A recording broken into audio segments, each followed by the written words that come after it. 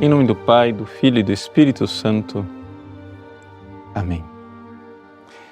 Meus queridos irmãos e irmãs, nós celebramos hoje a memória do grande São Gregório Papa, apelidado por sua grandeza de São Gregório Magno.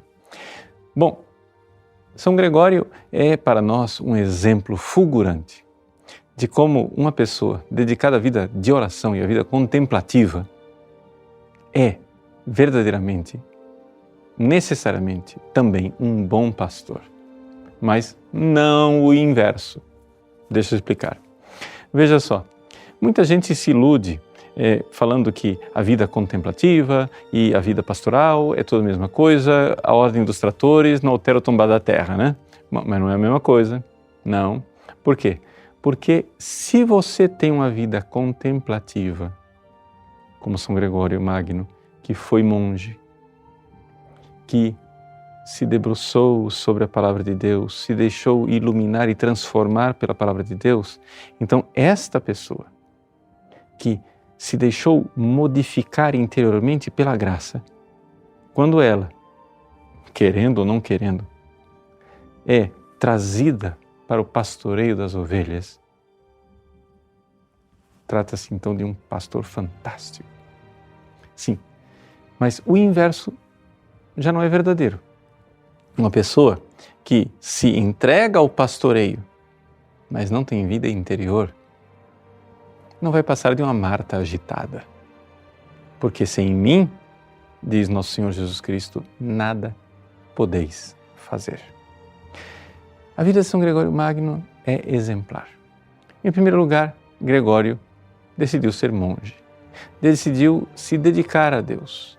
E na sua dedicação de estudos, de oração, etc., o Papa pediu que ele fosse apocrisário, ou seja, uma espécie de núncio apostólico lá em Constantinopla, que na época era a sede do Império.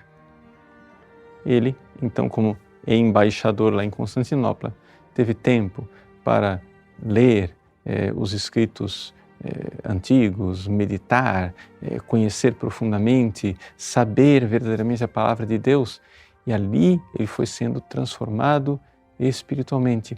Em Roma, ele iniciou uma comunidade monástica, no Célio, e ali ele verdadeiramente queria se dedicar o resto dos seus dias a Nosso Senhor. Mas as necessidades da cidade de Roma, que estava sendo dizimada, seja de fora para dentro como de dentro para fora, as necessidades levaram Gregório ao pastoreio. Ou seja, Roma era uma cidade invadida pelos bárbaros, de fora para dentro. Era uma cidade dizimada pela peste, de dentro para fora. E não somente isso, a moral, os costumes, a ignorância das pessoas. Lembrem-se que nós estamos aqui entrando na Idade Média, num tempo em que o início da Idade Média foi de verdadeira tragédia e catástrofe para a Igreja, no sentido de que perdemos aquele substrato civilizacional que o Império Romano colocava, onde a Igreja ia semeando. Era um tempo de barbárie. E, no entanto, Gregório Magno vai de encontro às necessidades do povo.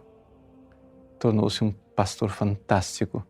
Nós podemos dizer, literalmente, que ele foi salvador da cidade de Roma em várias ocasiões durante a sua vida, mas não somente da cidade.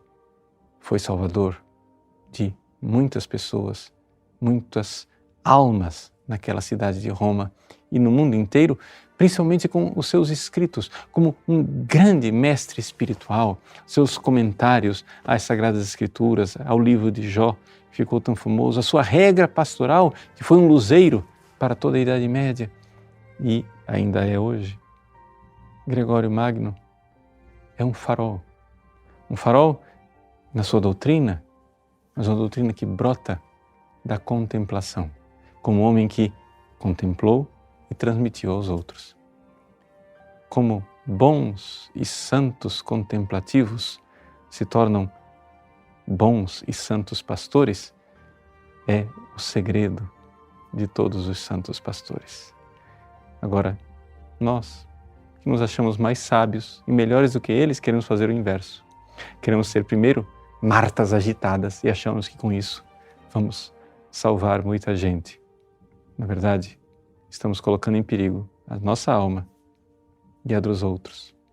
Que São Gregório Magno nos ilumine e reze por nós no céu. Deus abençoe. Em nome do Pai, e do Filho e do Espírito Santo. Amém.